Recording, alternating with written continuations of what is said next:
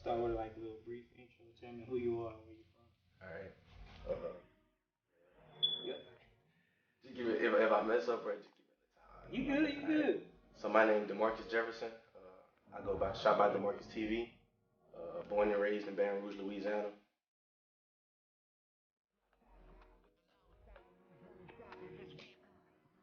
How did you come up with the name? So my name came about, ShotByDemarcusTV, my name came about from just, let me start over. Okay. Let me read what I put, and then, I ain't trying to have you cut it too much. No, you good. So my name came about by not having a name. I began to work and started shooting, but I never had a name to go by. So as I started dropping videos, everybody started to credit me as ShotByDemarcusTV, and ever since I just kept that name and ran with it, and I started to brand that name and hope that it would get bigger. I feel like it's a unique name because ShotByDemarcusTV. I feel like.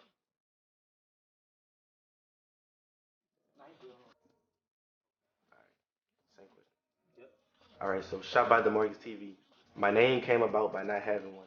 I began to shoot videos and do photography work around the city, and I never had a name. But people began to tag me as Shot By, and my Instagram name, it was always ShotByDemarcusTV.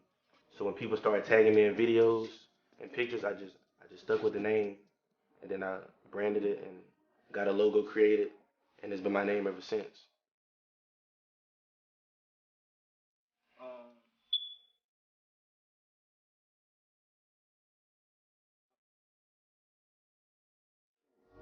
How did you start shooting exactly? Alright, so the way I started shooting, I always been big on photography work. Always been big on photography. Before videos, I was a photographer. But what made me start doing videos, my aunt, she's a photographer. And one day she was doing a photo shoot downtown for Easter. And I had a camera with me as well. So I just started playing around with the settings, started recording. And I went home and edited it on my phone on iMovie. And everybody was telling me like, oh, that's some nice work. Do you shoot videos? And I was like, I don't shoot videos, but I mean, I wouldn't mind trying it because at the time, I was always big on watching music videos. I was always big on photography, so it's like this opportunity. And so someone in my family offered me a nice price to shoot him a music video without any idea on how to shoot or edit. I just knew I pressed the button and record, and I didn't know what to do after that. And I went to YouTube and started learning the Final Cut tips and Movie Maker tips, and I edited my first music video on Movie Maker. And ever since I used Movie Maker, I started linking up with other people in the city. They was telling me, this is the software you need. You need a MacBook. You need this. And so I just listened to what other people told me to do. And that's how I started shooting and editing. Man, you started off like I did on that Windows Movie Maker. Windows Movie Maker. Oh my God, bro, I lost so many projects. Yeah, it was impossible. It was like I didn't know that they had more out there. Yeah. It was like Movie Maker is like, I know I could drag in my clips, right, and I know I could add a little kind of, nice effects. Right, then they had like the preset transitions, so it was like all I had to do was slice that in there. Just drag and drop. Yeah, it was really simple. Like, yeah, that's how I started too. But I think my biggest issue with Movie Maker was trying to get the lyrics matched up with what the artist was saying. Because I knew nothing about matching lyrics with the rappers. I just always watched music videos and assumed that's how it worked. Like, I never knew I had to match the lyrics and stuff, so that was like a big struggle when I first started. But like, as I progressed, I started learning, like, you need to match the lyrics. That's the whole point of a music video. Yeah.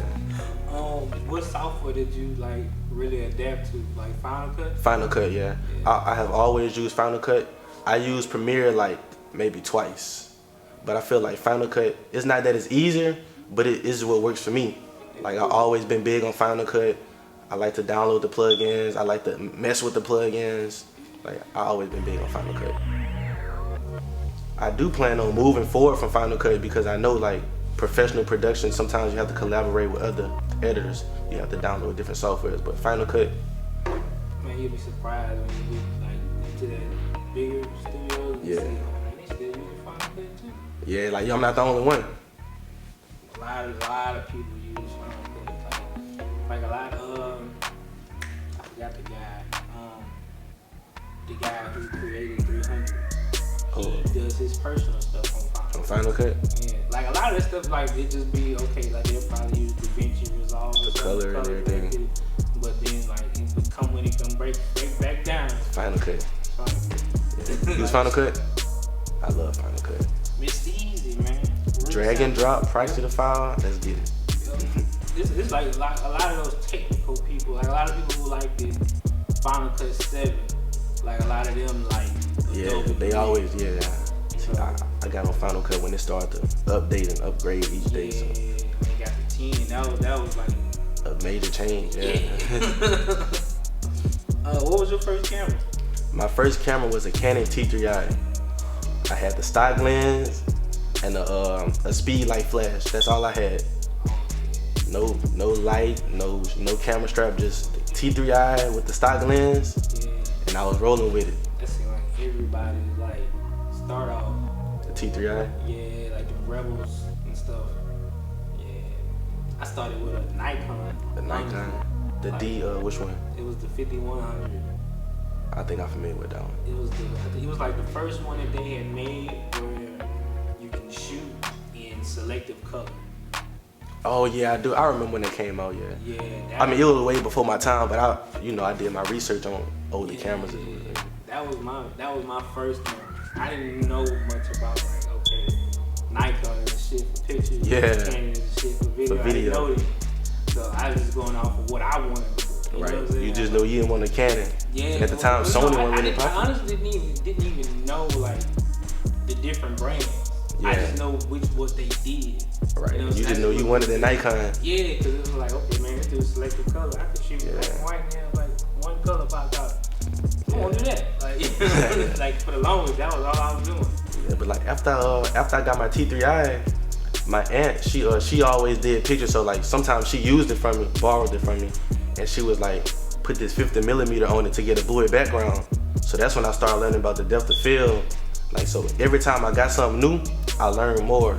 Like I always thought, this is the lens, I could shoot anything with this. But it's like, I grabbed that 50mm and it was like a new camera to me.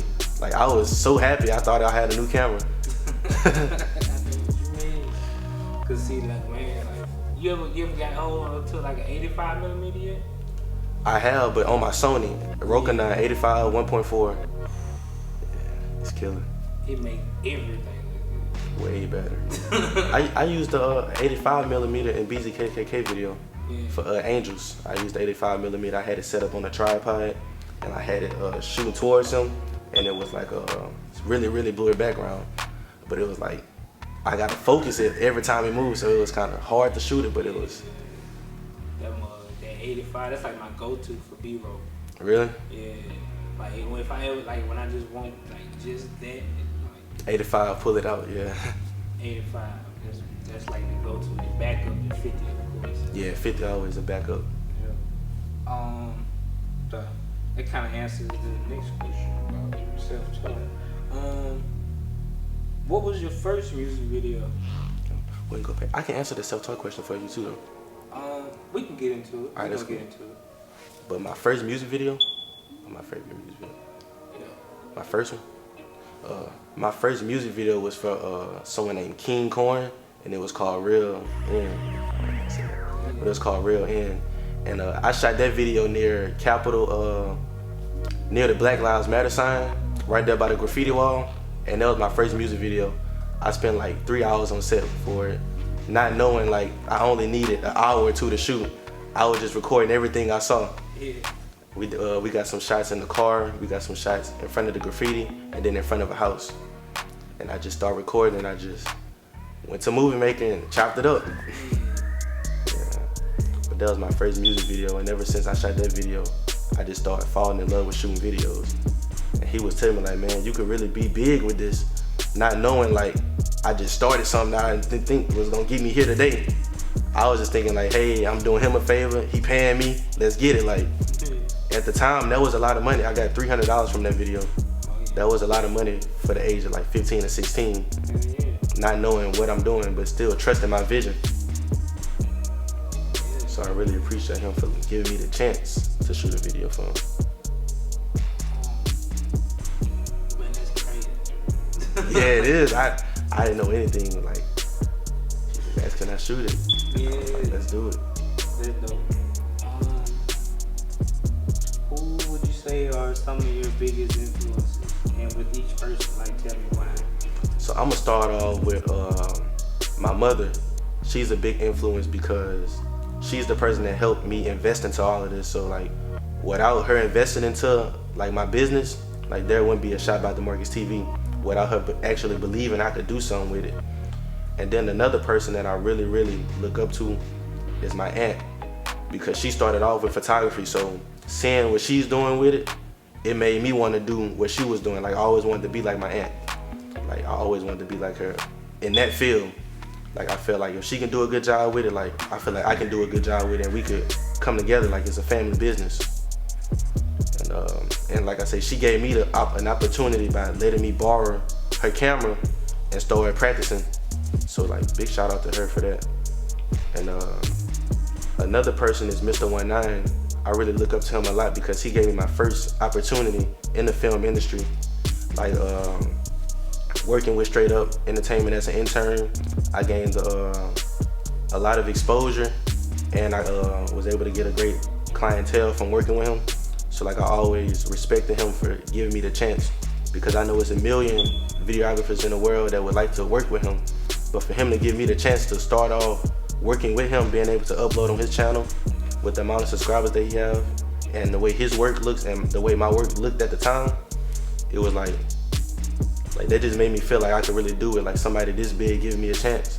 I always looked up to other filmmakers, and at the time I knew about him and I saw all his videos, so I was like, I really look up to this dude.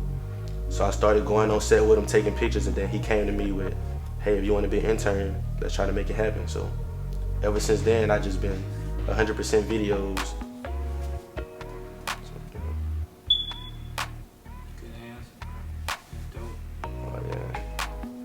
He gave me a shot in the industry for real, like. Hell yeah, because you know it ain't too many people that just willing yeah. to share their passion. A lot of people, like, well, not Baton Rouge, but I feel like just in general, like life, like a lot of people won't help you get to where they at. And like this man really pretty much told me everything he know and more, along with, you know, talking to other filmmakers like you, talking to Dylan, talking to Daniel. Like I learned a lot from the people around me. So I could never say I did all of this by myself, because it was always the people in the city that came back and say, hey, this is what you should do, checking in with me, telling me, like, you know, and people still do it to this day. Like how you text me yesterday, checking in. Like I really feel like that mean a lot coming from people like y'all. Like it really mean a lot to me. I'm gonna make sure I stay on you. Oh yeah, got to. You gonna go far as hell. Like I pray on it every day. This, back when like he used to always look at me as a threat, because it was like pretty much everybody like used to like, oh man, bro.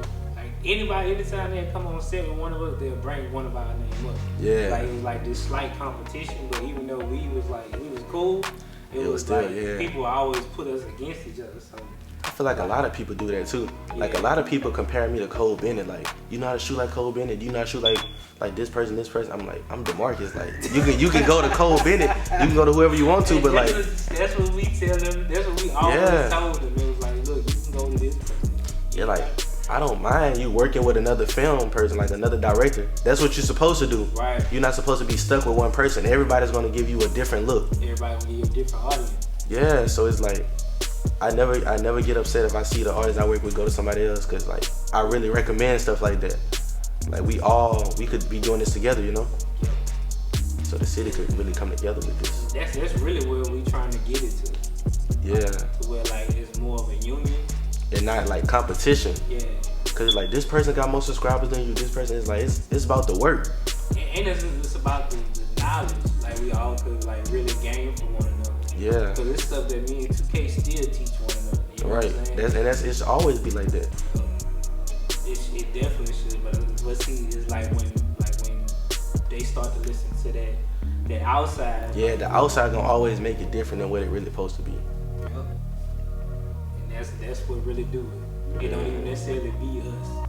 It's just like, like me, my nigga Mike Lee, 2K Domino, we always had this thing, no egos. Yeah. Like on set, all egos out the window. Nobody had no egos on set. Nobody bigger than them. We all the same. You know what I'm saying? And I feel like that makes sense. Like when you around each other, nobody gotta be like, oh, I did this, I did that. Like when we come together, we really focusing on the product, like the end product. We're not worried about what we got going on. Right. Supposed to build together. That's what I really believe in, stuff like that. Yeah. But sometimes it just be hard trying to let other people know, like, cause sometimes people do see you as a threat. Yeah. Like no matter, like people comparing Instagram followers to YouTube subscribers to like, I just feel like look at the work. Right. At the end of the day, just look at the work. Like no matter how big your audience is, look at your work. Like they depend. I feel like a lot of artists depend on the videographers to give them a buzz. Yeah. But I feel like you paying me for my vision and not, cause I mean my YouTube channel only have 2,000 subscribers, but it's like the Instagram have 31,000. But it's like at the end of the day, you can take both of that away and I still have good work. And I feel like that's like a lot of people. It's not about the following. Right. Like I tell people, like man, I tell every artist, like look, if you coming to me for subscribers, I'm gonna tell you now, you need to go to somebody else. You need to go to 19, you need to go to David D. Yeah. Somebody else, because I don't have that many subscribers. But I'm not gonna lie to you.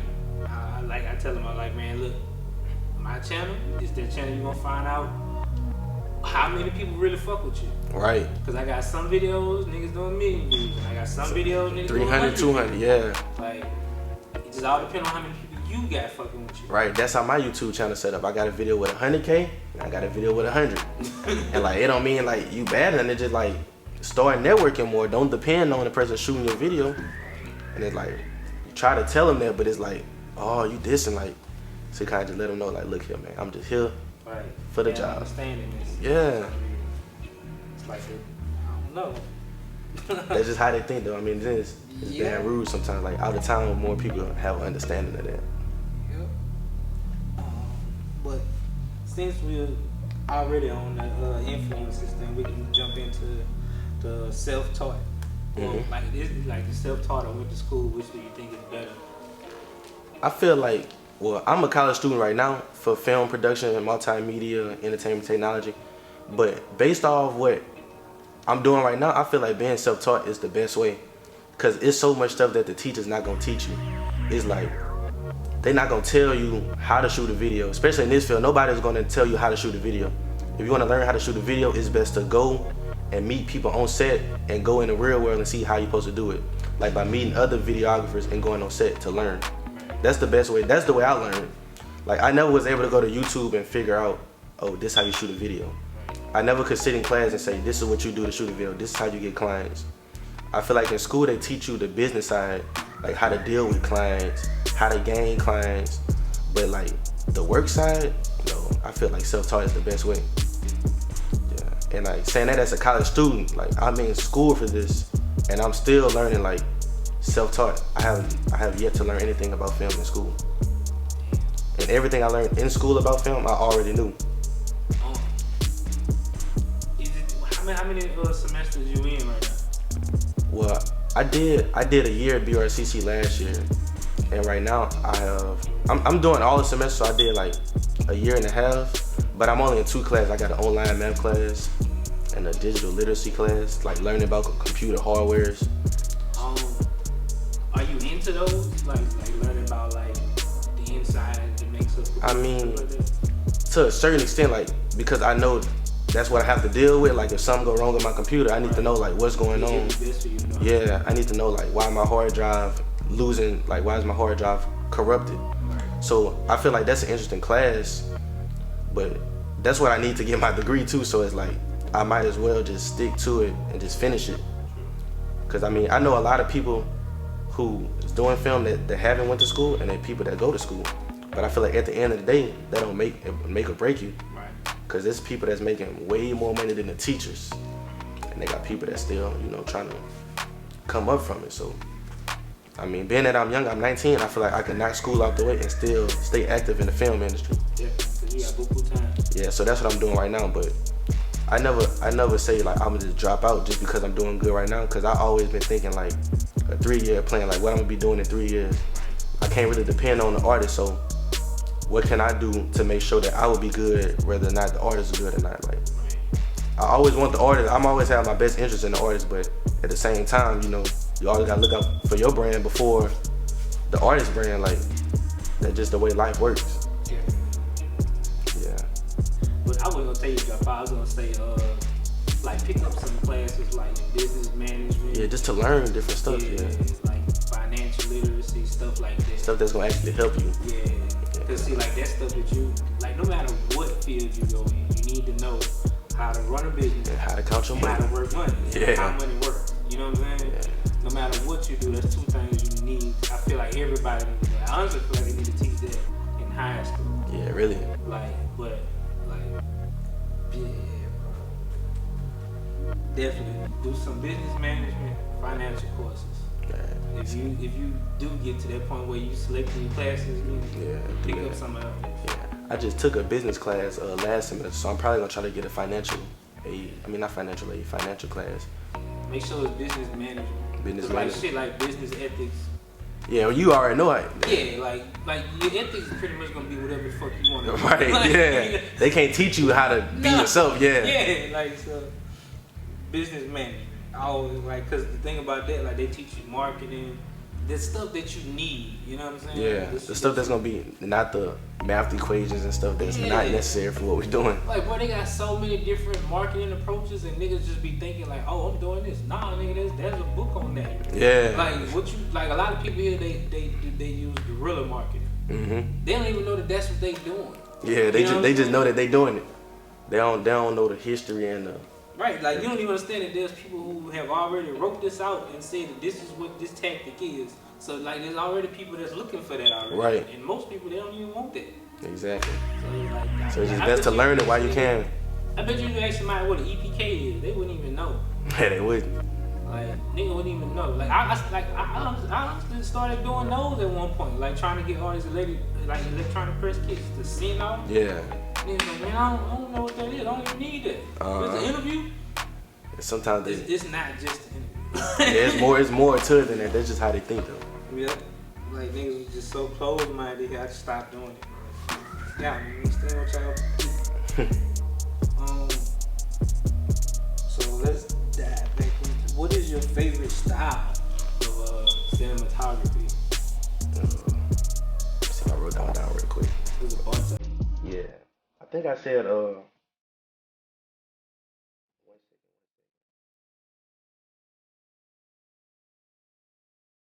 that's like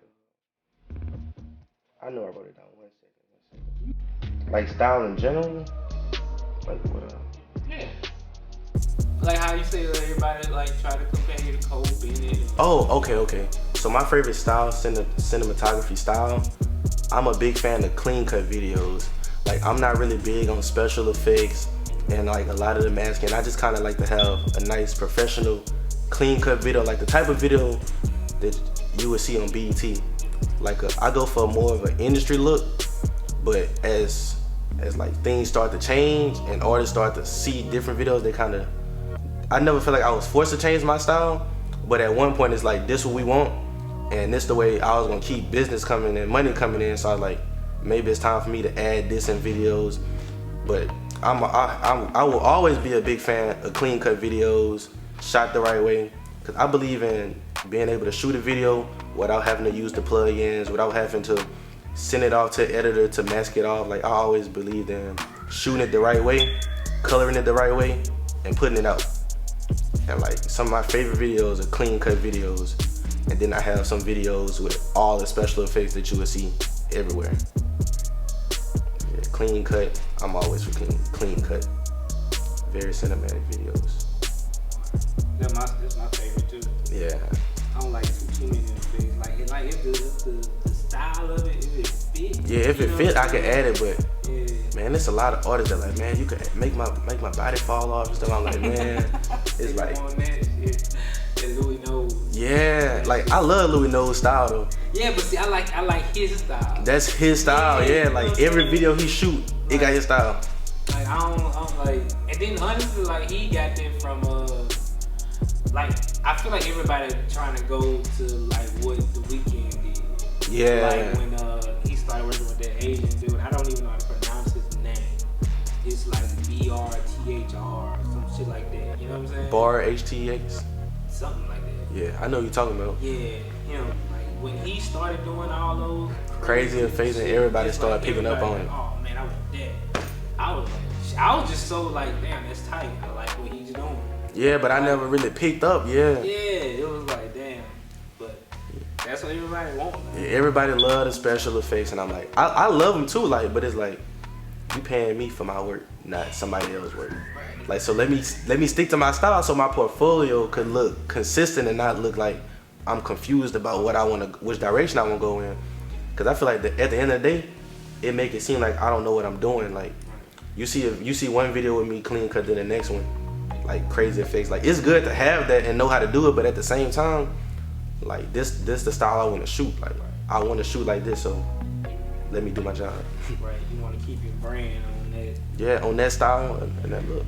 And I feel like you can look at one of my videos and tell that that's my work, but then I feel like in some videos you can look at and kind of not know who shot it. Like, you can be like, maybe this might be by this person, maybe it might be this person, but for the most part, you can look at a video and tell who shot it.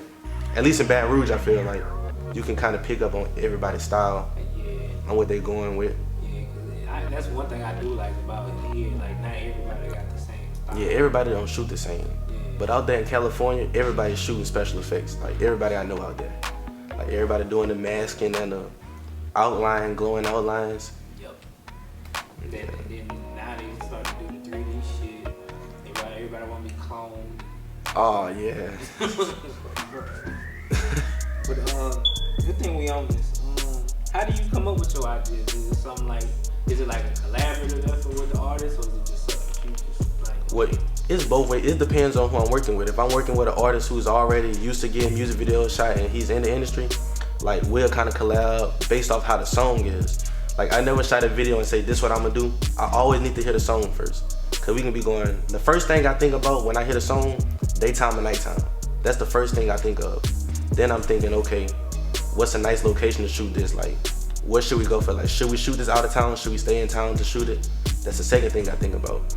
Then I usually let them tell me like how they want it. And when they tell me how they want it, I kind of bring my ideas to them and then we collab on that. But there's been times where I had to come up with everything on my own. And it's not hard, it's just kind of like, I still want to know what you want at the same time. Cause what I want and what you want could be two different things. Cause I prefer to shoot a lot of my videos out of town just because the look. I feel like Baton Rouge have a lot of abandoned buildings to shoot at, which is a nice look. But after so long, it's like you need a different vibe for the song. Cause you can have a song about making money, you can have a song about killing, you can have a song about God. Like, it all depends. Depends on what kind of music artist you are. Like, I shot a gospel video and I went downtown. I shot some hood videos and went to the area. So it really depends. Then I shot those songs that's like radio songs shot in California. So it all depends on the artist and what kind of music they putting out. But for the most part, I usually talk to them and they tell me what they want and we just collab together. I try to keep it that way with everybody so they can feel like what they have to say is still important. But at the end of the day, I'm still a director. So I'm gonna tell you what I feel like you should change up in. You ever getting like the people who like pretty much don't trust? Like, when I was talking to Rich, he was telling me like a lot of people don't necessarily trust his vision all the time. See, that's one problem I never had though. Now they had a couple guys that tell me like they don't really want that in their video, like this how they want to do it. And like, when I started deep about it, I'm like, okay, I understand, but nobody ever was just like, I don't want you to shoot it. Cause most of the time they kind of tell me like, look man, I want you to shoot the video. Whatever you want to do, let's do it. Like, that's how most people approach me. But for the most part, like, I never had a problem with somebody saying, oh, I don't like this, let's do it this way. Like, usually when I send out my render, like my last copy render, they'll usually tell me like, you know, take this. Like, it'll be like names and it'll be because how they look on the video. It's never because they don't like it. It's like, hey, take the scene out of me looking crazy at the camera. I want to put this in. But yeah, I never had a problem with somebody saying, I don't trust your vision. Yeah. That shit be crazy. Like, then the people will be like, man, look, just do you. Man, look. But like, still tell me how to do that. Like, man, you gotta tell me what you want. Because if I do me, you might not like what I do. Yeah, cause I ain't about to redo this bitch over. You won't pay another deposit. Yeah, because if you tell me do me, I'm doing a clean cut. If you tell me do me, anytime you tell me let me do what I want to do, it's going to be a clean cut video. I'm telling you that right now. It's going to be natural light. Like, I'm going to shoot it. That's like my favorite style. Like, natural light? Natural light. Yeah, I believe love shooting with the sun. Yeah, I love to. Like, Like when I first started shooting, I never booked any nighttime videos. Yeah. But every time I shot at night, I never had a light. Always just turned my ISO up, and I know how to work the settings, so it always looked nice. Yeah. But I like to shoot like where I can bring out the clouds and a nice HDR. Like I love that. See, that's the advantage you got. You know your set. Yeah. A lot of people don't know this. A lot of people just kind of throw it in auto and just start recording. But it's like, see, that's what make you a shooter. Yeah, really. Know what you're doing with that bitch. Right. You just aiming at point. You know what I'm saying? Especially at concerts, you really learn if you know how to shoot at a concert. Like with that lighting, you can't just set it in auto mode and start recording. You gotta mess with that. Also, yeah, everything changed at concerts. Even you gotta know what lens to put on. You gotta know where you stand. It's a lot of stuff that goes into play at a concert. I feel like music videos, you have more control on what you could do. Yeah. But a concert, it's like you get your spot. You can rip and run through the crowd if you want to, but you better have the right lens. Cause I just shot a concert for Future, and it was like impossible to go in the crowd. So I just stayed on the stage. But for everybody else, I went in the crowd. But when he got on stage, it was like I could not get from right there. It was so jam packed. Man, I used to do like I used to take like a 14mm, and I just stayed until like all the way to the right. Yeah. Like either like with a speaker in, or either with security. Yeah. Because I know that's two things that's not about the movie. Yeah, you're right. Like security not gonna know. Yeah, they stand in their ground. Yeah, they gonna make sure that they where they need to be. So I will always make sure I get my position either by them or by the speaker. And what I do is but see, like that was when I first started. Like now, I mean, I'm trying to be at the back of the club. Yeah. I'm gonna have probably like my 70-300 on there. And then you gonna hook it up. Zoom in, zoom out, like whatever I need to do. That's what you did for the booster bash? What lens you 85? No, I used a 70-300 on that. 70-300, yeah. That way, like I could, like when I backed out, that's when you seen the whole crowd, yeah. But like when I zoomed in, like man, I ain't even go all the way to 300. Oh really? Oh, like I'm waiting to see what that shit look like on something. Yeah, really. I ain't had to zoom in that far yet. Yeah, I never had to zoom in that far. Like I usually just zoom in like. Most concerts, I have 18-35, like I told you. I just zoom in, because I like a lot of close-up shots. Yeah. But it depends on if I'm recording a concert or if I'm making a recap. If I'm making a recap, I'm going to be doing slow motion. But if you actually want to watch this, I'm going to have the tripod set up. I'm not going to be doing the Ronin moves and all that. I'm going to just keep it set up so you can watch the concert. Right. But if I'm being creative with it, oh yeah, I'm getting close-up with the jewelry, the face. Yeah, I'm doing everything I want to do. Yep. But for an event like that, it's best to do what you did, though. Yeah. Like most people, they just want to feel like they're there. Yeah, really. Like, and that's pretty much all I was trying to go for, that perspective. Yeah, cause I feel like I was there and I wasn't. Yeah, I'm in a crowd. Yep, that's pretty much what I was going for.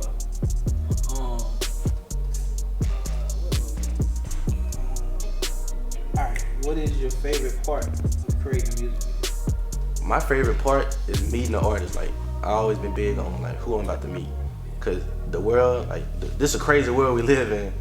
So it's like I want to know who I'm about to meet, like how they feel about working with me. I always want to know. I always ask them like, what made you shoot with me? I always ask them that. So it's a good feeling when people tell me like, man, I just love your work. Like they really make me want to keep going. And I love editing the video. Like I like going home and chopping up the footage and like being able to call them like 3 days later, a week later, saying like, look, your video done. And like, man, you done already? Like, oh my God, like, thank you so much. Like, that's a great feeling, finishing the video. Shooting the video is like, yeah, we shooting it, but it also depends on my schedule. If I'm shooting 4 to 5 videos a day, it's like, oh, it's crazy. But if I can shoot a video one day and then go home, edit it, send it out, like, it's a really good feeling. It's like, I got that work. It's not, cause it's not stress, it's not like a workload on me, but it's like, it's just a good feeling finishing something, not knowing how it's gonna come out. Cause when I shoot it, I never know like I'm gonna do this, I'm gonna do that. It's like I shoot it, I go through my clips, and I start putting it together, and it's just magic from there. Like I just start doing my magic touch and send it out, and they love it. So I think that's like my favorite part of it too, like finishing it, cause it's really like the beginning of it. Yeah. You know what I'm saying? Cause it's like that's where everything starts for the artist. Like this video could hit 100 million views, it could hit 100. But knowing that people gonna see it, that's like the best feeling. Like people seeing your work. Right. Like they got this artist out of New Orleans. I did a video for him. The dude named Demon. Yeah. That like it was crazy to me because that video got him his deal. Oh really? Yeah, this nigga signed with Cash Money now. Oh, he still shooting you? Huh? He still shoot? Oh yeah. He's in the studio right now. That's why I was saying like there's a lot of stuff that I'm just waiting on. Like, yeah, really. The same way with me. Like labels holding the videos, the artists don't want to drop it. I'm like, man, if it was up to me, I'd drop it. But I know sometimes patience is a virtue. Like you can't drop everything. Sometimes you gotta make people wait. It's because especially when like the payoff is so big, like it's usually a wait like that. Yeah, always. Especially because like we got labels involved. Yeah, you just can't drop instantly. You so much paperwork behind it, copyright. I never knew this much was in the music videos. Like when I started shooting, I'm thinking I just shoot a video, drop it on my channel. It's good. I didn't know that I was gonna be dropping videos on my channel. I didn't know World Star was gonna take the videos. I didn't know the artist was gonna make a channel. I didn't know none of this. I just thought that my YouTube channel was gonna hit 1 million followers. And I thought I was gonna be that YouTuber. But it's like when I started shooting, everything changed. But I always thought like 1 million subscribers on YouTube, like that's what I really want. I always thought that shit was gonna be easy too. But like for some reason it's like people just don't subscribe. Like they don't. Yeah, they don't subscribe. Like they'll come to your page all day, look at shit, they'll see your work all day. Don't click subscribe or follow. Like, that's the same way with videos though. Like on Instagram, people like when you post a preview, people are always gonna view it, but nobody likes a comment. And then you see how many people watch your story and how many people like the insights. And I'm like, man, how 10,000 people saw it, but I only got 500 likes. Like, I never complained about it, but I'm just like, that's not adding up. Like y'all watching my story, I'm telling y'all to like and comment, I'm telling y'all to leave feedback. Like I want to know what I'm doing right or wrong.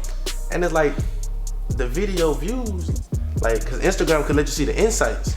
So the insights are always more than my views, like the regular views. And I'm like, something not adding up. And I want people to think I don't feel like I'm crazy, but I know something not right. But like I don't get into the Instagram and the social media. Like I post what I post and I get off of it. I learned that all 30,000 people not gonna view it. Right. I will never get 30,000 on every video I post. Right. So I haven't been worried about that. I just worry about letting people see the work. If you like it, book me, you know? Post it on YouTube, y'all go watch it, but. My thing was like, it was always, man, it gotta be perfect. I don't wanna post it and this is right. Now, fuck it. I'm putting drop it out. Yeah. I'm putting it out. Even if it ain't perfect yet. Still gotta drop it. Like I'm just right now. I'm just in this mode where it's like I'm just gonna create. Yeah. I don't care what it is. I'm just gonna create. And if they like it, they like it. If they don't, right. I mean, the people follow you for a reason. I feel like everybody follow you for a reason. So I'm doing something right to be on your feed. Right. So, cause I mean, if you're not interested in the work, you just click unfollow. But I like it to where you don't follow me and my work still in your face. Like you don't have to follow me, but you gonna always see my name. You gonna always see my work. I love when it's like that. Yeah, especially like when I go down my feed some days and like I'll run across something that I did and I didn't know that they were posting it. Yeah. Oh shit. Yeah, this my work. Yeah. Like, but sometimes they don't tag. That's the. Bro, they be killing me when they don't tag you. It be like, you stay up all night working on the video, do all this for them, check in, call. Like when my mixtape posted the Future video. No tag. I was like. No tag. Flew me out, everything. No tag. I was like, man. But that's just how it works sometimes. Yeah, it be like that. I know sometimes people be forgetting, but that's why on my end I always make sure like. But see, to them, like with my mixtape, to them they was like, oh man, you was a part of the team that night, so you included in my mixtape. Yeah, that's how it is. Yeah, I know how it is, but that's why I always stamp my name in there somewhere. They cool people though. I love them. I fucks with my mixtapes. They cool people. Oh yeah, they are cool people. Speaking of that, what is it like being a video director in Baton Rouge? I think it's pretty cool to be a director out here. Cause like the music industry out here is really turning up. And it's like being a director in Baton Rouge is like so much support from the artists and the other directors. Like I never thought all of the directors in Baton Rouge would like come together like this and collab and chop it up with each other, work together. I always thought it was like, man, I never thought like I need to be better than this person. But at the end of the day, I'm like, I need to do something because I'm not gonna get any business if this person doing that. But then after I realized, I started doing my own thing and other directors like, man, look, change this up, fix this up. And I'm like, wow, people who other people see as competition really telling me like what I could do better. Like I love that. Like Baton Rouge is a lot of people feel like it's a lot of hate, but I feel like directing in Baton Rouge is different from being an artist in Baton Rouge. A lot of artists don't come together, but directors and other creative people, they always come together.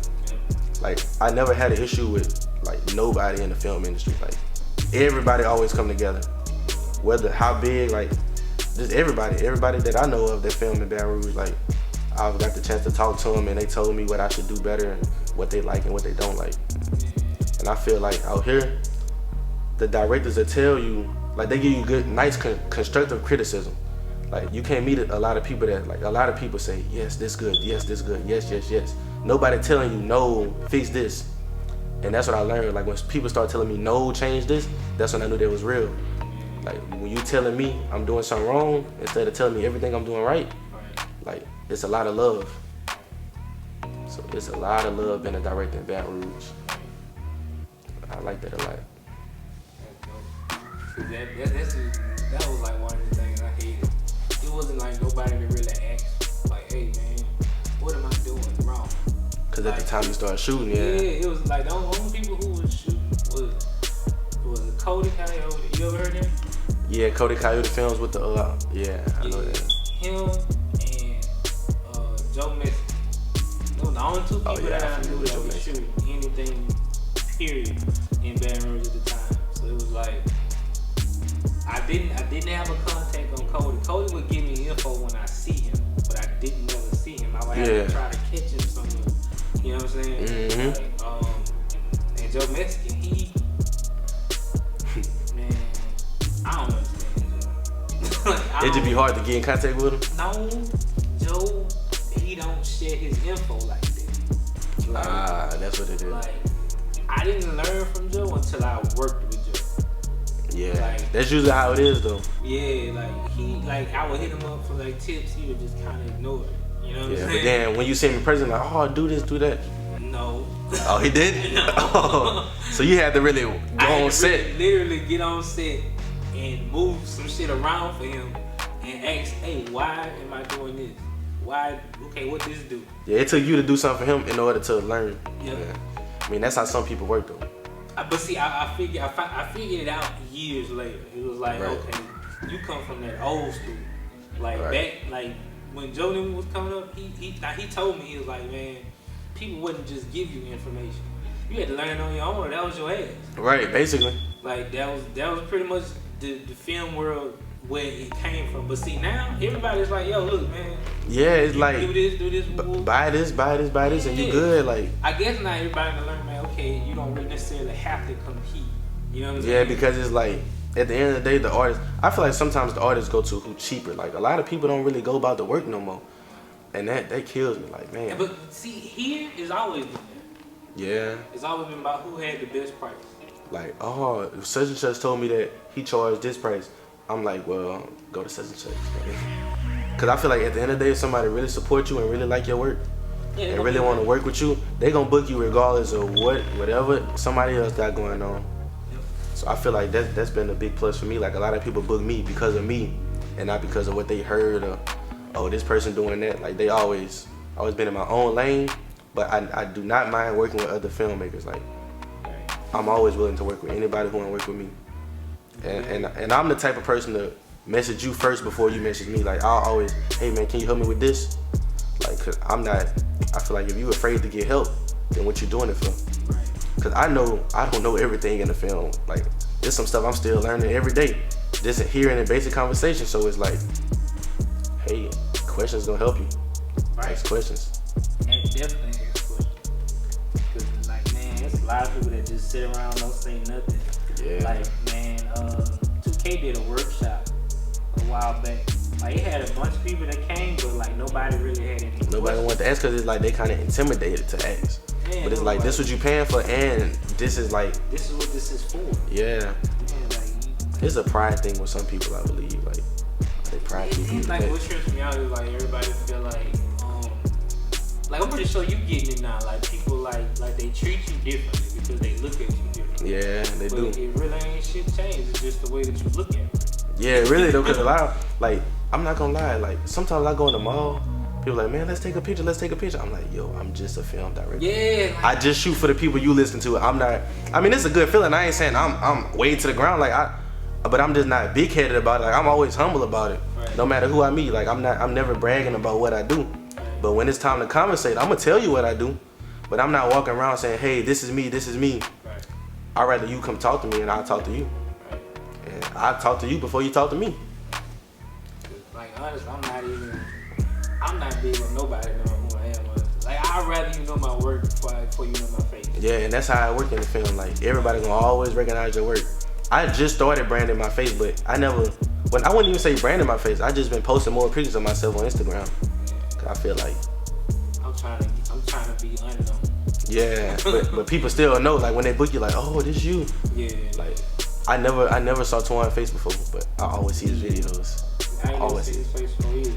I'm waiting to do his so I can know what the hell he looks like. Yeah, I always see him with the hat on, but I don't never see his face. I just see a hat and a shadow. I'm like, man. He doing a hell of a job with that shit. Oh yeah. I can't wait to talk to him. It's like, damn, but how the hell you keeping this in wraps so long? Right. Like, I've been trying. I mean, but I gave up. Yeah, you just had this. I was like, man. But I mean, sometimes it just happen like that. Like, I never wanted people to know my face. But I mean, being that I'm younger, I do want people to know, like, this is what I do, just to network with other people. And like, sometimes, like, I'll be talking to somebody, be like, yeah, I'll go by ShotByDemarcus. Like, man, I'm already familiar with you. And I'm like, wow. Right. Like, that's a blessing hearing that. But I'm never like big headed about it. I'm always humble about everything. Like, keep that where you want to. because I know there's a lot of people who would like to be in that position, but like, I just know, stay humble and just keep doing what I'm doing. Yep. Treat everybody the same, treat everybody with respect. What do you feel you contribute to like the culture of Baton Rouge entertainment? Baton Rouge. I wrote this one down for sure, but I could answer it. One second. Okay, sorry.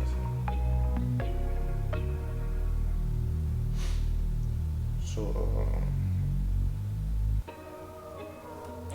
I can say something about bringing artists together. Mm-hmm. So I feel like, well, I'm a 19-year-old director, so I feel like I bring more artists together. So being that I'm younger, I'm more comfortable with talking to the artists. Like, look here, man, you need to work with this person, you need to work with that person. And I just feel like I bring good vibes on set. I just feel like when you shoot with me, it's not about, I make it about you. Like, when I shoot a video for you, I make it everything about you. I don't put the focus on nobody else. I'm off my phone when I'm working. I'm not putting you second. When I'm shooting, my main priority is you. And I feel like a lot of people could come to me and be like, oh, this is a huge director, but he always got me in his best interest. Like, cause I've heard stories of other directors out of town saying like, man, I work with this person and they treat me like I'm less of an artist. But I feel like when you work with me, I'ma always put you on a higher level than what you may be on or what you on already. I'ma always tell you keep going. Like, I give you motivation when you work with me. Cause like, I would love to see you blow up. So like, I just feel like I bring that. Then, you know, I feel like I'm one of the youngest directors in the film game. Being that I'm 19 and a lot of people use like 20, 23. Like, they older than me. So I feel like I'm just really, really young, but I'm still bringing people together. And that's like a great feeling, like seeing artists from not liking each other to having songs together, and like they shooting videos together and they let me shoot it. Like, I like seeing that. Like, I feel like I just contribute great vibes and I bring peace upon people. Cause that's what Baton Rouge needs.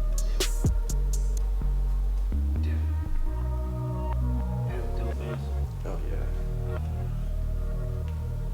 If you weren't directing, what would you be doing? If I wasn't directing, I honestly would not know what I would be doing.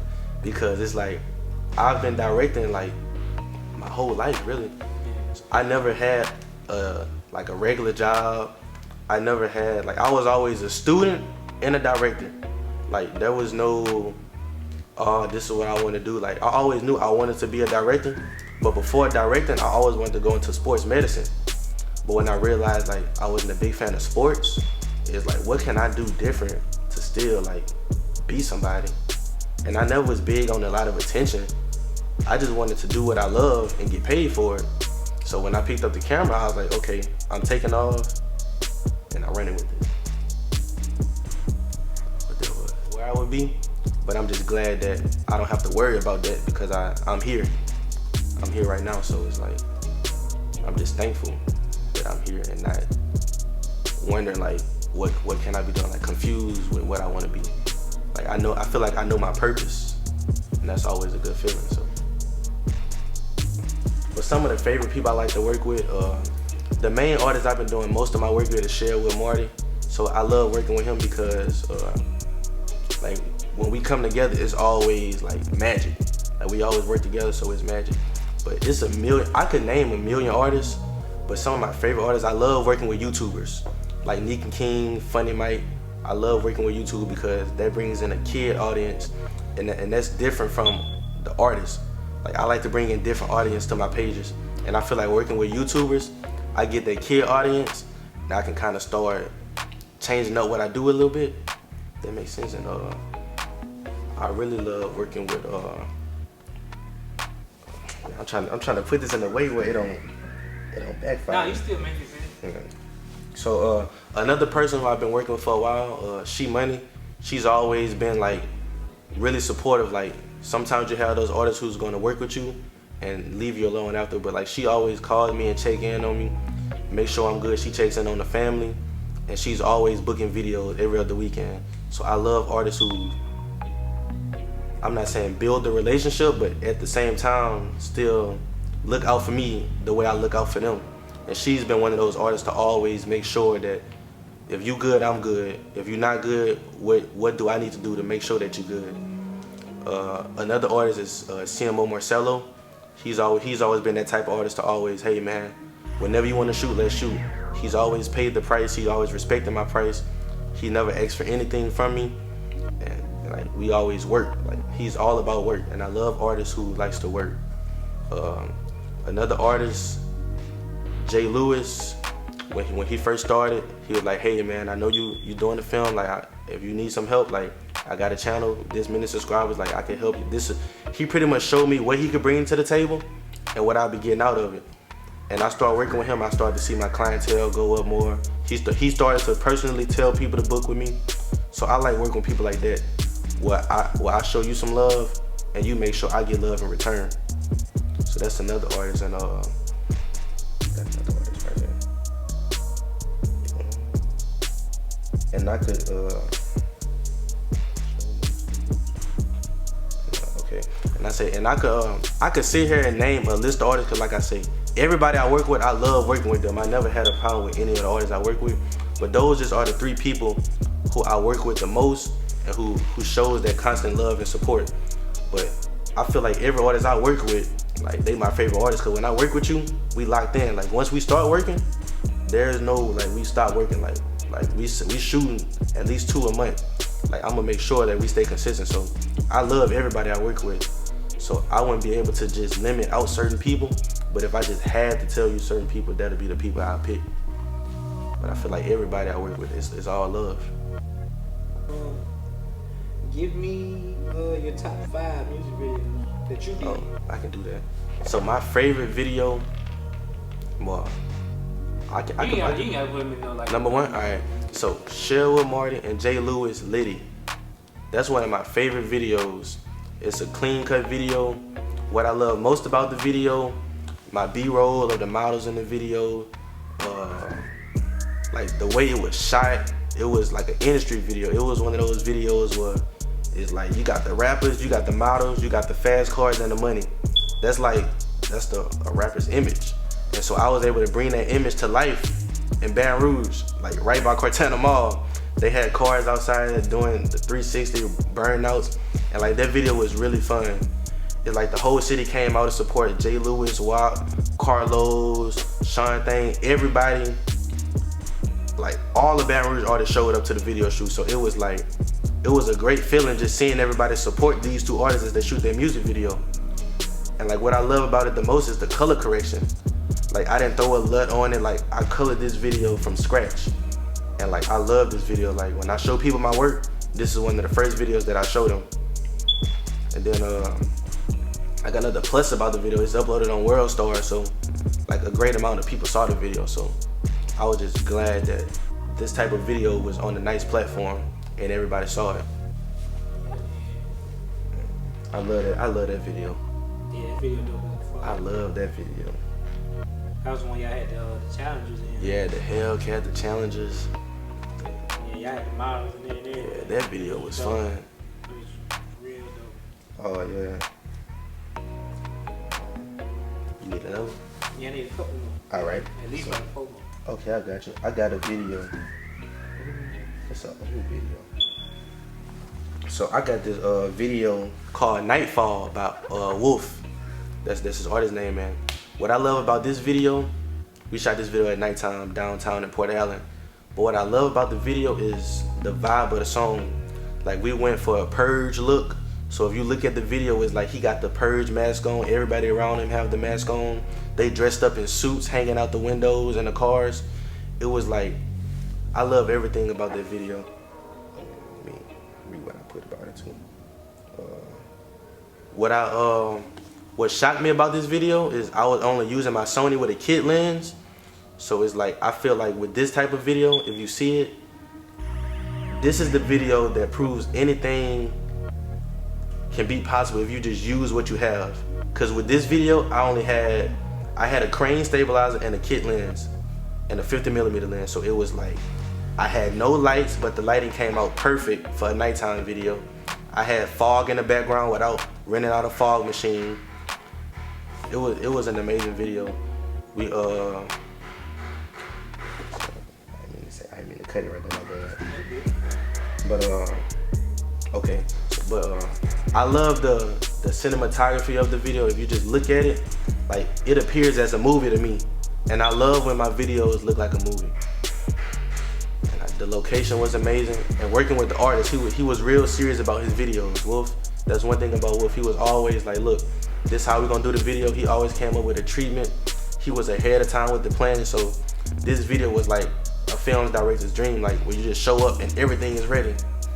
So I love this video. Like we shot it at 12 o'clock at night downtown in Port Allen. It was amazing.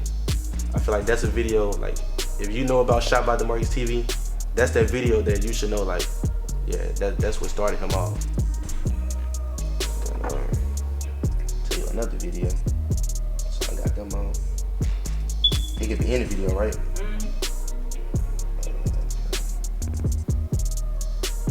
I have another video shot. I'm trying to see if I want to use any of my new ones. I want to use the same artist. So I have this video called Black Boy about B4 Tough. I think I'm saying his name right, 4 Tough. But what I love about that video is that this video was shot around the time that Sherwood Marty was killed, and like 2 weeks later we shot the video reenacting everything that happened, and the song was called Black Boy. So he kind of put the image of a black boy being killed by whatever's going on in the political world, outside the world. It was just one of those. It was a video that told the story, yeah. And that's what I like the most. This video told a story. This guy paid actors to come out for the video shoot, to play roles. Like everything was planned the right way. I actually watched the Sherwood Marty video to get some reference on how I should shoot it, and like we pretty much shot exactly what happened, to just give a story without disrespecting his family or the other people's family. We just kind of did our best to keep everything like on the same page. But if you look at that video, like it has a lot of meaning. Like it's a deep video. It's more than just a regular music video. Like I feel like this when you get into storytelling. And I feel like as a director, like you should always be able to tell a story. So I feel like this one of the videos that tells a story, and that's what I love about that video. A good friend of mine. You ever met Theo yet? Theo? No, I never met Theo. That's definitely somebody you should meet. Next time you're down here, we'll make sure I try to link y'all up. Oh, but yeah. That's somebody who's like always influenced. Like that's one other person. I met him through coding. We was doing that 4:30 a.m. video. I helped out on that. Oh, you was on set for 4:30 a.m.? Yeah, for Kevin. Oh yeah. Yeah, that's when I met him. And ever since, like, solid dude. So solid. I'm talking about, man, give me all types of tips, but the one thing that he always told me was, make sure whenever you turn that camera on, that you tell a story. Right. And I never grasped that until like a year ago. Yeah. You know what I'm saying? Like, make sure I'm telling a story. Like, right. I mean, that's the best way. Like, I feel like videos, like, it's sometimes you gotta watch a music video and it's just a music video. Then you watch a video like, oh wait, what's going on? Like, sometimes you forget about the music. Like, you watching the video like, wow. And I love when I can watch a video like that. I feel like a lot of the J. Cole videos like that. Yeah. A lot of his videos nice storytelling. Like, you put the song to the side and just watch the video and like, wow. 21 Savage got a bunch like that, right? Yeah. Even in the lot that he just dropped. Yeah. That's a nice, yeah. I said, man, that dude done really stepped this game up. Big time. From shooting in the hood to like, yeah, like, and it's possible. It's like, it's not the equipment, it's just like your mind. Right. If you can just think about what you want to do, you can do it. You can do it. Like, with any kind of music you make, any kind of song you make in there, you could put a story behind it. I feel like very seldom you get in a situation where you hear a song and you just can't think of anything. Right. But I mean, I've been in that situation before, like where the artist kind of like, hey, I just do make it a music video, but it's a lot. I love storytelling. Yep. Give me 2 more. All right, I got it.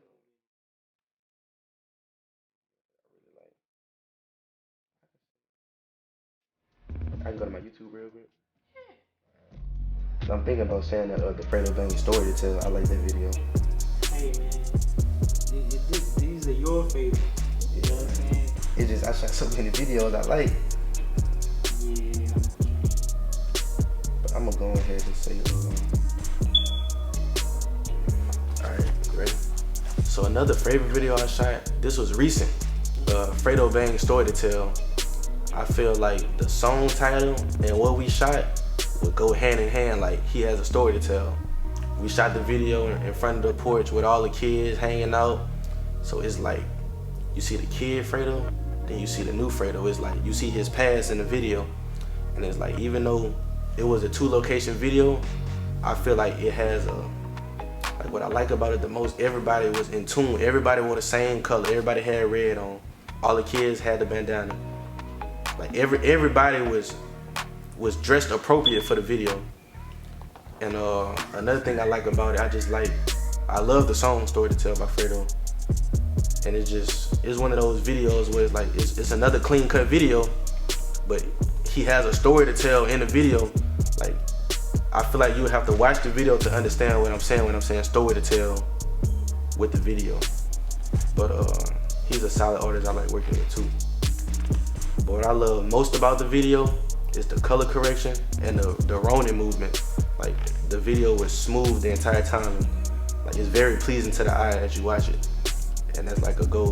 Like, if the video pleasing you to your eyes, like, you can watch it and like, okay, nothing messing up. That's one of those videos I feel like you'll enjoy watching a couple times.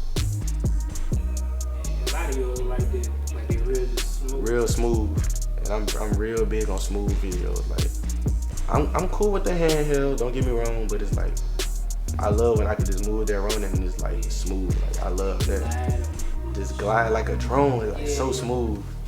And that's one of the videos, like, I'm rolling with it like the whole time. You seen where they made it's like an adapter that you can put on the Mavic and it just pretty much turns it into the Ronin? Oh really, you can like move the Mavic like that? Well, alright, you know, like on the drones, like pretty much it's already got that gimbal at the bottom? Yeah, the stabilizer pretty much already in it. So now they put something where you can just kind of hold it. Oh really? In your hand and like. What's crazy? I thought about doing it when I first had my drone. I had the DJI Phantom 3, so they already had it. So I was filming stuff like that, but then I was like, how can I shoot a music video like this if I can't hear the audio? But I never got a chance to do it because I crashed my drone in the snow. Yeah. But I mean, I had the Ronin, so I was always good. Yeah. And I never knew that I would have to swap lens out. So as I started learning more, it's like, okay, I got this Ronin, but now it's time to pop off the lens and recalibrate and everything. So I wasn't really tripping about the drone. I was just upset that it crashed. But the video came out perfect though. The video came up. Crash? No, not with. When it crashed?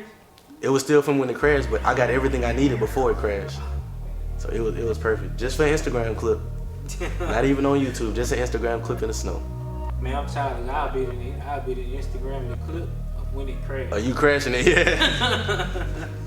Like I don't be caring like that. Like, yeah, that SD card long gone. Oh man. Right.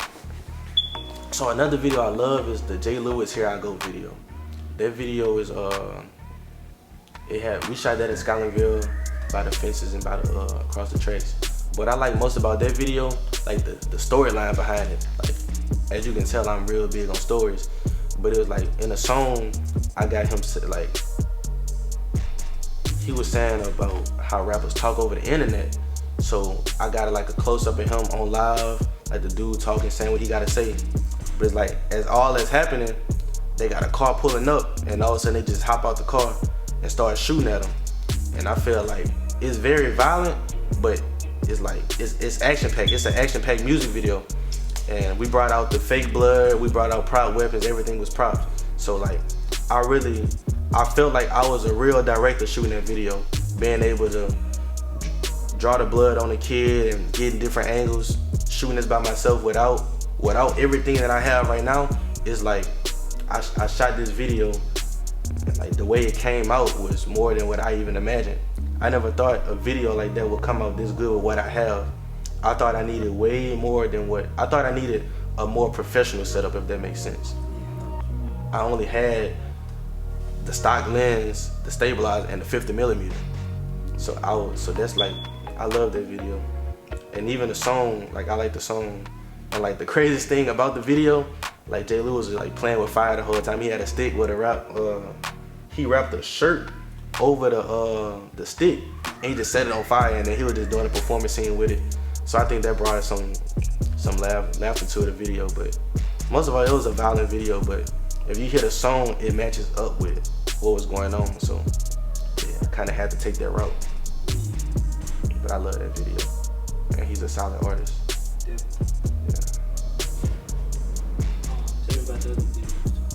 Oh, one of my favorite videos, BZKKK, Angels. What I like about that video, when I first started working with him, he was like, look here, man, I shoot all my videos in the same spot, so I'm gonna need you to like kind of help me make this have a different look. I like, oh man, I got you. I'm about to change all this color behind it and everything. So I got him to stand on a sofa in the middle of the woods, like just in the middle of a field, and I turned all the green in the background to purple. So like that made everything look different. Like it was just crazy. It didn't have anything to do with the song, anything to do with the artist. It's just like, you shoot all the videos in the same spot, so why not give you a different look? And that was my first video testing out the 85mm lens, and I feel like they gave it a very, like, it just looked 100% different. Like I made him look different. And I feel like that video just is crazy. Like the purple, what I love most about the video is the purple background. Like a lot of people tell me like, man, how'd you do that? Like that's real cool. Like you can change the background. But I love that video because of the background, changing different colors to purple. The area that we was in, the stabilization, the color correction. Like I love everything about that video. I had a great time working with him. Yeah. He's a live dude. Yeah, he really is. It's just crazy. Like we shot the whole video in like the same spot, but like I got him sitting on the stairs. Like I feel like popping off different lens. Like I was using different lens, so it gave it like a different look. I got that super wide effect. I got that super close up. Then I have the color changing, so it's like it's bringing you into different environments, but we in the same area, just walking across the street. So I feel like being able to do that, that's like a good feeling. Like you can change. Yeah, then I told him about like where he at. Yeah. It's like, dog, like he really could do all his shit from right there. Yeah, just it's a lot of areas. Yeah. It's like, dog, it's so crazy. Like I could go to the back of the house, I could go to the front of the house, I could go to the top of the house, I could go to the side, we can go in the stairs. Make everything look different. With his damn car, like, it's endless what you could do. Like when I went to do his interview for the documentary I'm working on, my mind was all over the place. I was like, bro, I don't know where I want to put you. Yeah, like, cause you got that staircase that he was sitting on. Then you got the upstairs. You got everywhere. It's like the perfect building to shoot. Yep. So perfect. Like, you can get all like. Then it's like the perfect look for that area for him and for Baton Rouge. Yeah, really. Like, it's all in one. Yeah. I love locations like that. So, that's a video everybody need to go check out. Hell yeah. Give me your top 5 videos of all time. Like the one that you probably watch every day. I know like one that I watch every day. Strangely is Bling Bling. Bling Bling. Bling Bling and Get Your Roll On. Them like the 2 videos I watch almost every day. Every day. Alright, so a video I've been watching. I watch this video every day. That Drake. What's the name of that song? I was just watching the video. Let me look it up. Man, that's crazy. I was just watching the video. That nigga got so big. Ain't that God's Plan video? Which one he shot in New Orleans? That the Kiki? Yeah. Video I watch every day is that Drake Kiki Do You Love Me video. Like, it's shot in Louisiana. I'm a Louisiana director. So it's like, it just made me feel like I could do something like this for Drake. So when I watch that video, like the storyline behind it, the artists, the team involved shooting the video, I love everything about it. And another video I watch every day, I watch a lot of Gunna and Lil Baby videos. Like Lil Baby dropped a video called Pure Cocaine, and like I love the colors of the video. Like everything white, everything clean cut. Like that video right there, that's something I just started watching. It's only been out for like 2 weeks, but ever since it dropped, I've been watching it every single day because it's showing me like, if they could do this, I could do this on my own, but I could also do this with a team of people. So I'll bring some people with me, you know, get the artist dressed up really nicely, change the background. I feel like to do that in Baton Rouge, it would be more work on the director, but like, it's something that I always wanted to make happen, so a lot of people could be expecting like one of those type of videos from me very soon. Just gotta make the right connections with everybody. Put your pieces together. Put my piece together. Cause that all white scene is on my bucket list. Yeah, like, but do something like that. It's just all white with an all white background. It's like how you do it, but it is possible. It's definitely possible. It's possible because people do it all the time. Yep. You just gotta know it's really just fucking life. Go. It's really just about finding the right person with all the props. Right. Me, really, like, cause like it's all the one problem I do run into is the like finding the furniture. Like, yeah, what this there's this song that my cousin got. He did now, but there's a song that I want to shoot a video to for him, but I cannot find a throne. Them throne chairs? Yes. Yeah, they hard to rent out. Like they have people that rent them, but it's like they always book. Everybody always use them. Or either they want too much, just to rent it. Just to sit down in it for a couple, yeah. It's like, man, you tripping. Yeah. just wait till I get my own throne. Right. That's why I'm like, man, I'm gonna just do what I got. Pretty much work with what I got. Right. Is there anyone that you want or wish to work with in the near future, and why? I really, really wish to work with Chris Brown because what I like, he direct all his videos. So his ideas and my ideas, putting those ideas together, it could be a major production. So I really want to work with Chris Brown, and I will make it happen. I feel like I can make it happen. I talked to him before. I got a chance to talk to him about everything when I went to California, but I say give me about 2 to 3 years. I have a video with Chris Brown. Most definitely, I will have a video with Chris Brown. But the reason I really want to work with him is like, most artists don't really dance and sing. He one of those artists that can sing, dance, act. So it's like when you putting that behind the camera for a production, it's amazing. That's like the main person I want to work with. His creativity is like next level. Yep. Next level. So it wouldn't surprise me. I think if he directed a movie, so I wouldn't be surprised at all. Yeah, that's I want to shoot. Really.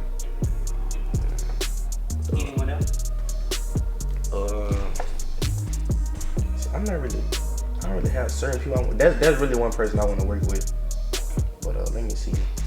Oh, that's crazy. I put Future, but I just did some type of work with him. So yeah. I want to work with Beyonce or Nicki Minaj. Just the fact that because they female artists, and I know I can always shoot for a female artist, but I always want to shoot for a female artist like them. Because once again, creativity and they mind, like everything they do is amazing, like production wise, singing wise, music wise. So I feel like if I work with them, that could take me next level, and that could bring out some stuff that I haven't even done before for their project. Like it's a lot of stuff that they probably know that I don't know. So shoot, blink. Yeah, but I really want to work with Nicki Minaj or Beyonce. Like, I'm not worried about the exposure from working with them. I just want to work with them just to see what they could bring to the table and what I could bring to the table together. Cause they think bigger than what the average person would really think for a video. Right, they trust with all the knowledge they got and everything that they've seen. Yeah, they could teach me some things. So yeah. I really want to work with an artist like that. They could teach me. We can learn from each other. I ain't gonna lie, one thing that always opened my mind up is traveling. Like every time I go somewhere else, I always come back with something new that I could do it. Mm-hmm. It's like, oh man, shit, I saw this out there, I want to recreate this. Like, always, yeah. Shit be dope. Alright, these are like kind of personal. What do you feel you need to improve on? I feel like I can improve on my lighting. I just ordered some new lights, but I don't have lighting mastered down. But I can shoot a video and make it look great without or using lights. But I could do more to my lighting, like lighting my subject, like getting the flare off the face. It's a lot of stuff that I could fix with that. Another thing, I can put more effort into actually, like, how I'm trying to say it. Not planning the video, but coming up with better treatments, because I usually don't come up with treatments like written down, but when I get on set, I could always like name stuff. So I could do better with just not being more professional, but just actually have more things written out, doing things the right way. Yeah, process it before I just do it. I could fix that. And another thing I could fix, I should stop thinking that I need this, I need that. I need to just work with what I have, because I'm always saying, oh, I need this lens, I need this camera. Like, but I'm doing great with what I have, but it's... Hey, stop. Oh, my bad. From, yeah, so I could... People from what you said, I keep thinking that yeah. I need more. Yeah, so I always feel like I need more than what I have. I always feel like, oh, I need a new camera, I need new lens, I need another stabilizer, I need this, I need that, I need a production studio. But really, I should just keep doing what I'm doing and just let that come.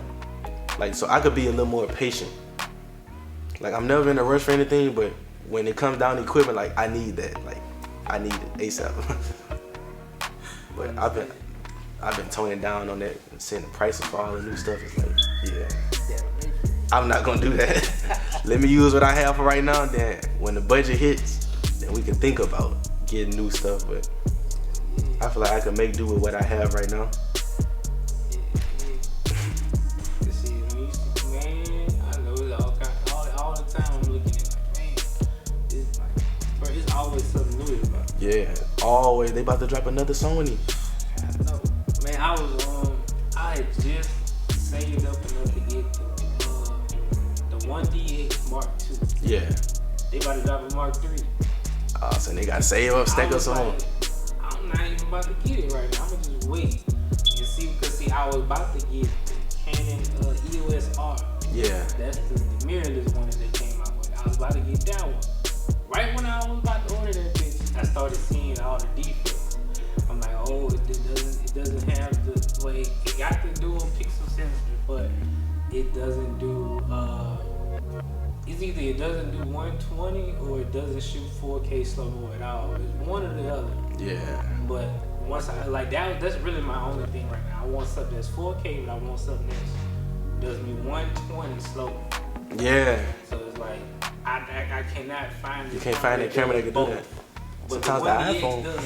So it's like I'm gonna wait to see what this Mark III come out with. If there's anything different from the Mark II, then I'm gonna grab it. Go ahead and go with your move, yeah. But I'm just trying to wait it out.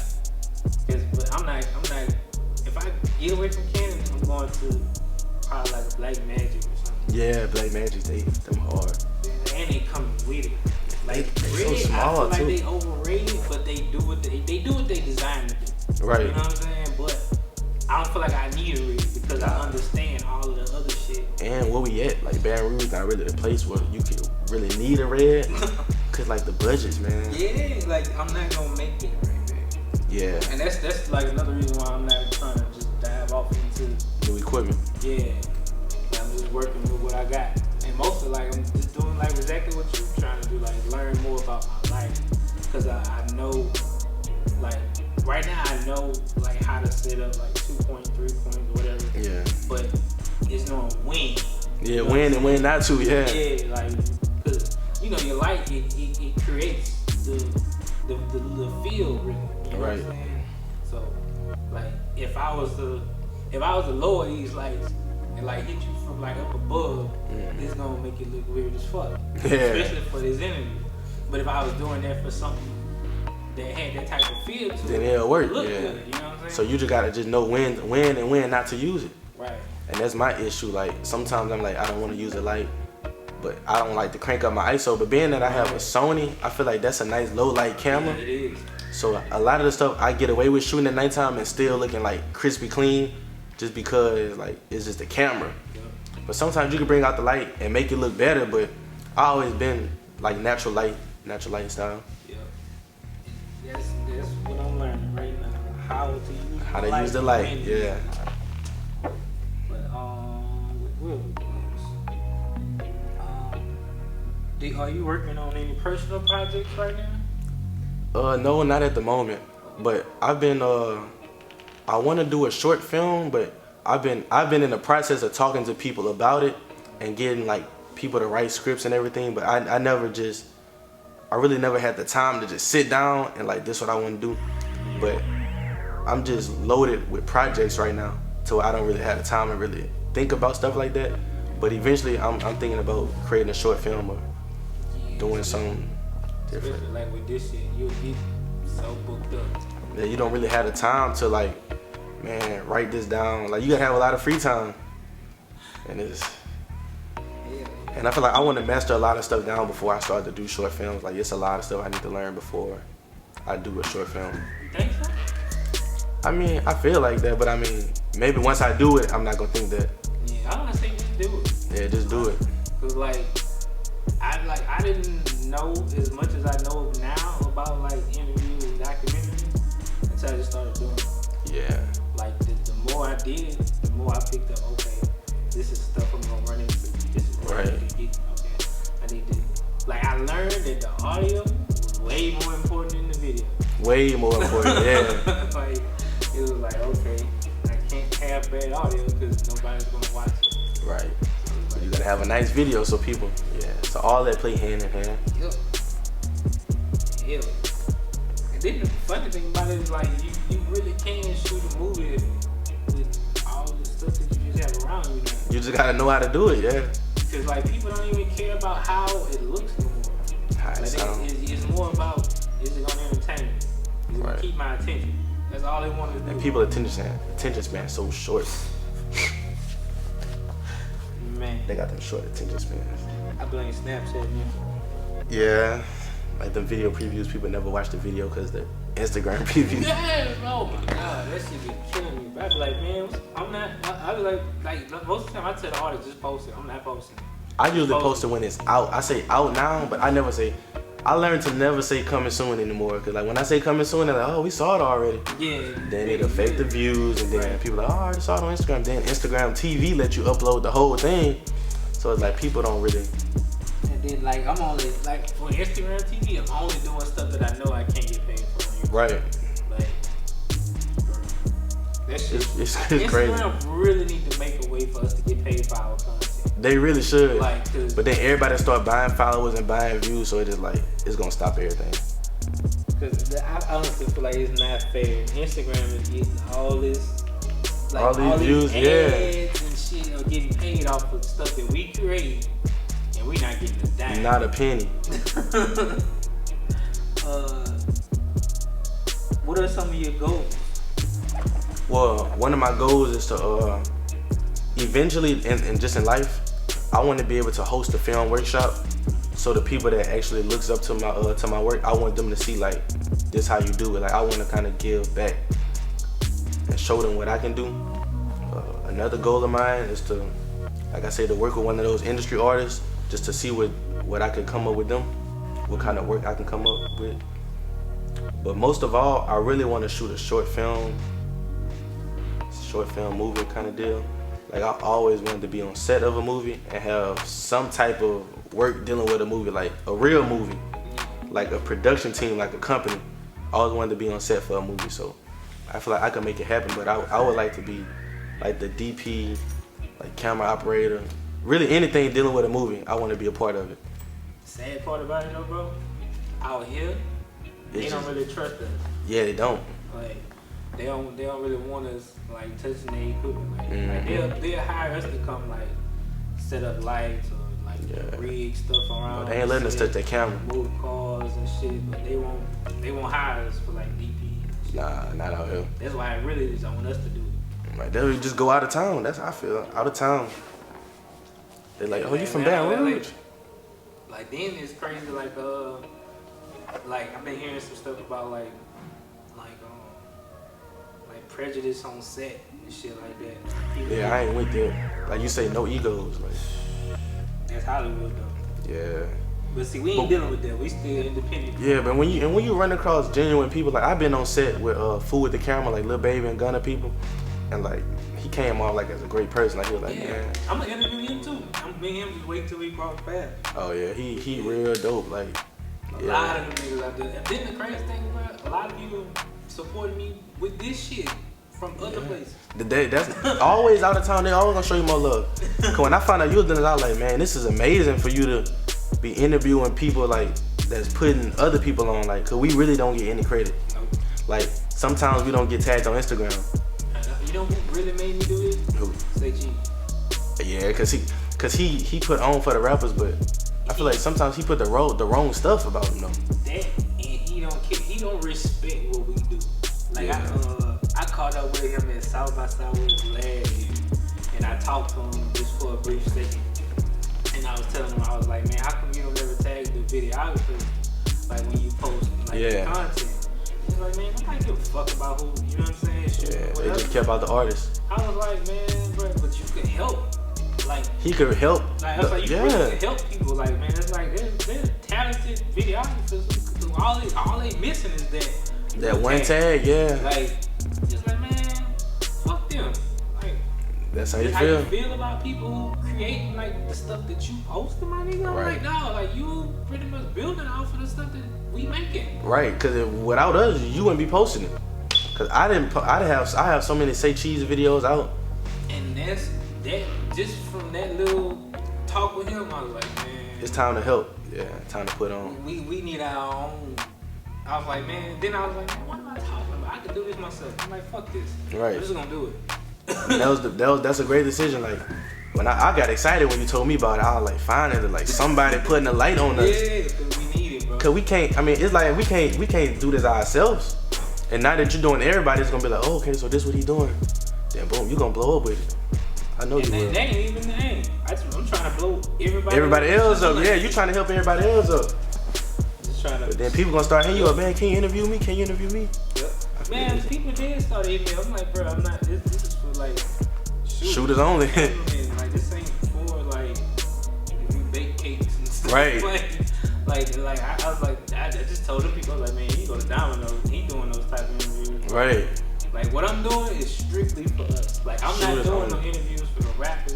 I'm not even interested in them like that. Right. Like cause they got all the power. They got what they got going on. Y'all got multiple platforms and avenues and stuff y'all can take. Let us have it. You know what I'm saying? Mm-hmm. So that's what I'm like, man. What gear you using right now? Right now I'm using my I got a Sony 6500. with Sigma lens setup. There's a lot of lenses, I could list them all day. But I'll let you know, I use a wide lens, a zoom lens, but I don't use a stock lens. And of course I got the Ronin setup and just basic lighting panel lights right now. But usually my basic setup for a video is just a stabilizer and a Sony. And I usually shoot with my Sigma lens, wide angle. That's my basic setup. I feel like I don't need all the extra stuff. Like I have the Doom, like the little dolly thing, you can move the camera up and down. But I bring like basic setup, DJI Ronin, Sony 6500, and whatever lens I decide to put on. That's my main setup. That's really the running gun, like I'm shooting. Right, running gun. I'm hooking it up, I'm pulling up, I'm shooting, going home, I'm editing. Straight up. Yeah, no. When I get deep into more production, then that's when I think about getting a crane and different stuff. But with the stuff I like to shoot, I don't need all of that. Yeah, because that's really all like most people, that's all they want here. It's like, man, really, let's pull up, boom, let's shoot me here. You know what I'm saying? I get a couple scenes, get my people in there. Shit. Then you good. That's really how all they be wanting. But that's how it is. Right. That's really how it is. This is like I don't know. If you were a lens, which would you be? Wait, what? If I was a lens? Yeah. I mean, I would probably. If I was a lens. This some shit for like us. Like this is like for us. Yeah. Like people in our field will understand. Yeah.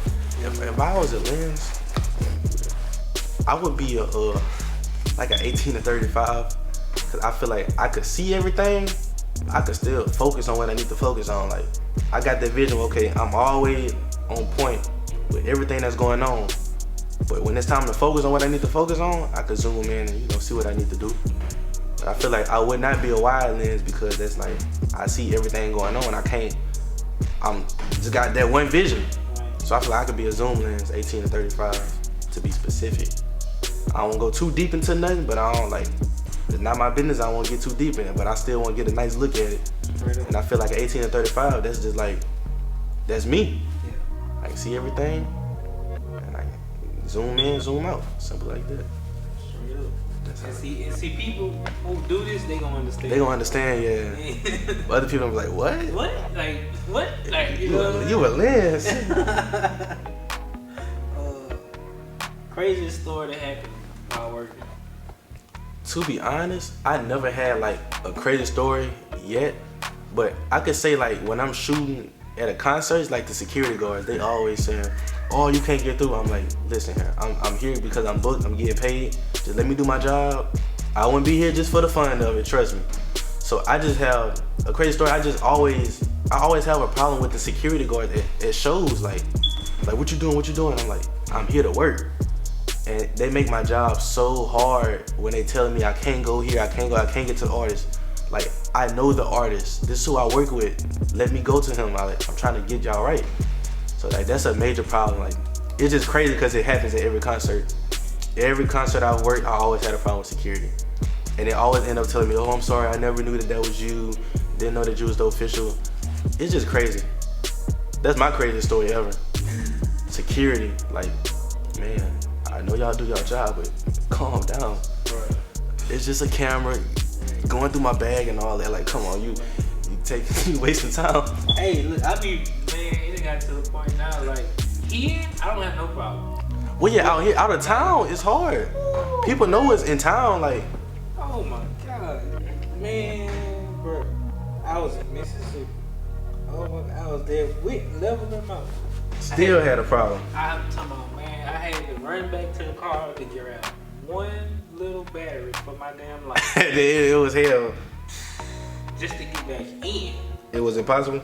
Damn near. I'm like, bro, I wouldn't have came to this door if I didn't know that this was the door that you gotta go through, yeah. Like, dog, I see that there's regular line over there, but I'm coming through here because I know about this door. Right. Like, And they made a problem. You know what I'm saying? Obviously, I know. Like, why are you giving me a hard time about coming through here? Right. Like, I had to literally call them out. I'm calling them on the phone, but I can see them. Right. But they can't hear me, of course. So I'm like all up yelling, like, yo, like.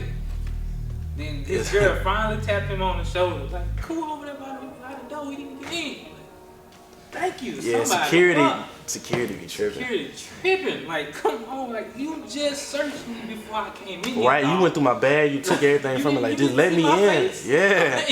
Like, bro, I'm like, you ain't doing that good of a job if you can't remember that I came in with him. Exactly. Like, you obviously ain't doing that good of a job. That shit be crazy. Honestly. Alright, last question. What advice can you give to like a newcomer or a beginning director? So for all the beginning directors, I would always, my advice to you would be use what you have, don't try to focus on what you don't have, and always ask questions. If you ask questions, it'll take you a long way, and if you use what you have, you can get farther than what you would think. If that makes sense. So if you use what you have, instead of thinking, oh, I need this, you can get more done. So if you use what you have and put more work out, always create more. Always create. No matter what you're using, create. If you don't create, there will never be a right time to do something in this industry. Just do it. And that's what I feel like. The upcoming, just do it. Ask questions and just do it. And that's how I feel about everything. Just do it.